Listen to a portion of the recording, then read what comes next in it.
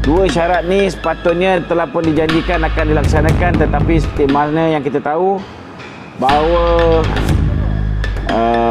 Monica Mahathir ni memang seorang yang tidak boleh berpegang pada janji. Memang dasar munafik. Hai guys, terima kasih kerana memilih Mat Fast Berita Terkini. Sebagai tanda sokongan anda, sila tekan butang subscribe dan loceng untuk update terkini. Terima kasih. Assalamualaikum warahmatullahi wabarakatuh. Jadi petang ni kita mendapat berita yang seperti mana yang saya maklum pagi tadi, bahawa perkembangan terkini disebabkan terlalu banyak perkara yang berlaku, antaranya aktiviti penaburan duit oleh Arau dan Larut kepada ahli-ahli parlimen. Maka akhirnya usaha untuk menurunkan kerajaan melalui proses parlimen dengan menolak belanjawan 2021 hari ini telah berubah dengan ahli-ahli parlimen termasuk daripada Barisan Nasional memberikan sokongan kepada belanjawan. Tetapi belanjawan itu adalah belanjawan yang diluluskan bukan untuk dilaksanakan oleh Tan Sri Muhyiddin Yassin. Terkini mereka merancang untuk melakukan proses menarik diri daripada Kerajaan Perikatan Nasional selepas saja sesi parlimen ini berakhir. Maknanya hari ini kawan-kawan yang hampa, saya tahu ramai yang hampa, ramai yang memberitahu saya mereka agak kecewa kerana ahli-ahli parlimen daripada Barisan Nasional telah menjanjikan bahawa mereka akan memastikan Tan Sri Muhyiddin Yassin dan juga Menteri Kewangan akan tunduk dengan desakan mereka untuk pertama memberikan moratorium secara automatik kepada semua. Yang kedua, memberikan hak pencarum untuk mengeluarkan duit sebanyak RM10,000 secara one off. Secara one off. Tanpa sebarang syarat. Dua syarat ni sepatutnya telah pun dijanjikan akan dilaksanakan, tetapi seperti mana yang kita tahu bahawa Monica Mahathir ni memang seorang yang tidak boleh berpegang pada janji. Memang dasar munafik. Maka akhirnya sampai ke hari ini kita masih lagi belum menerima sebarang jawapan daripada pihak kerajaan. Namun perlu saya ingatkan di sini bahawa kelulusan hari ini adalah kelulusan belanjawan supaya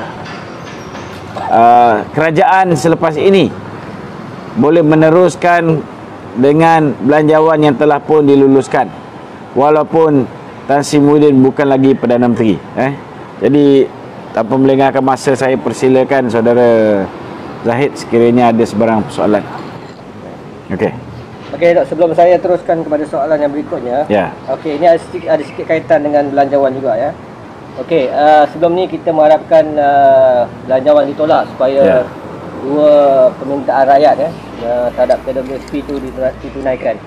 Jadi harapan rakyat Dato', walaupun belanjawan telah ditolak, agak-agak KWSP mungkin akan pertimbangkan ke tidak? Okey, dengar sini. Ini saya nak beritahu jangan salah anggap. Belanjawan sepatutnya dalam tu tidak ada tentang moratorium. Dalam belanjawan juga tak sepatutnya ada tentang kelulusan KWSP. Jadi rakan-rakan yang masih lagi mengharap pasal moratorium dan KWSP ni, saya nak beritahu, sebaik saja kerajaan Muhyiddin ini tumbang selepas ini, bila-bila masa daripada sekarang, tunggu saja pengumuman, maka kerajaan baru nanti, sama ada kerajaan interim ataupun worst case scenario mungkin wujud satu kerajaan baru, kita tak tahu lagi. Ini bergantung kepada baginda tuanku. kerajaan baru itu boleh mengambil keputusan untuk mewajibkan pihak bank memberikan moratorium wajib selama 6 bulan. Ini tidak perlu kelulusan parlimen. Kerajaan baru juga boleh mengumumkan semua pencarum KWSP dibenarkan untuk mengeluarkan maksimum RM10,000 daripada akaun satu KWSP mereka. Ini juga tidak memerlukan kelulusan parlimen ataupun kelulusan belanjawan. Jadi kena faham dengan jelas. Harapan kita masih ada. Selagi ada orang di dalam kabinet tu, di dalam kerajaan ataupun di dalam parlimen yang masih lagi memperjuangkan nasib rakyat macam Datuk Seri Najib, yakinlah bahawa insya-Allah apa yang kita hajatkan itu akan ditunaikan oleh kerajaan baru. Kalau kerajaan baru juga sama zalim macam kerajaan yang lama, masih lagi nak meneruskan keangkuhan mereka, tidak mahu mendengar denyut nadi rakyat, masalah rakyat, rintihan rakyat, maka kita akan meneruskan penentangan kepada kerajaan baru. Itu jaminan yang saya boleh berikan. Tak kira lah siapa jadi kerajaan, kita akan desak supaya mereka mengotakan janji mereka kepada rakyat Malaysia. Okey. Saya rasa pihak Blok Pembangkang juga terkesan dengan keputusan ini. Jadi apa pendapat Datuk? Adakah kemungkinan usaha lain yang akan dilakukan oleh Pembangkang untuk teruskan tumbangkan atau mengganggu-gugat kerajaan Tan Sri Muhyiddin ini? Apa ulasan Datuk? Kalau hindari usaha Pembangkang untuk menjatuhkan Tan Sri Muhyiddin Yassin melalui parlimen, maka yang akan claim mileage, yang akan mengatakan bahawa mereka lah yang menjatuhkan Muhyiddin Yassin ialah Pakatan Harapan. So rugilah, sebab yang betul-betul nak menjatuhkan Muhyiddin Yassin bukannya Pakatan Harapan. Pakatan Harapan nak mengambil alih kerajaan. Tetapi UMNO sebenarnya, kita sebahagian besar daripada kita lah, terutamanya di akar umi, kita mahu Muhyiddin diturunkan dan satu pilihan raya umum baru diadakan. Jadi itu sebabnya secara strateginya ahli-ahli Parlimen Barisan Nasional hari ini membiarkan bajet ini diluluskan. Tetapi bajet ini diluluskan bukan untuk implementation by Muhyiddin Yassin. Bajet ini boleh digunakan oleh kerajaan yang menggantikan kerajaan Muhyiddin Yassin selepas ini. Dan Pembangkang, khususnya PKR, DAP, Pejuang, termasuklah yang semalam yang awal-awal lagi sudah membuat kenyataan menawarkan diri untuk menjadi kerajaan alternatif gandingan Tun Mahathir dan juga siapa nama? Kuli. Tak boleh nak claim bahawa mereka yang menjatuhkan Tan Sri Muhyiddin Yassin. Tetapi bila selesai saja sidang parlimen ini, maka bersiap sedialah Tan Sri Muhyiddin Yassin untuk kita rehatkan daripada pesada politik negara. Kerana bila-bila masa daripada sekarang, ahli-ahli yang hari ini memberikan sokongan kepada beliau di dalam Perikatan Nasional, sudah pun tidak lagi terikat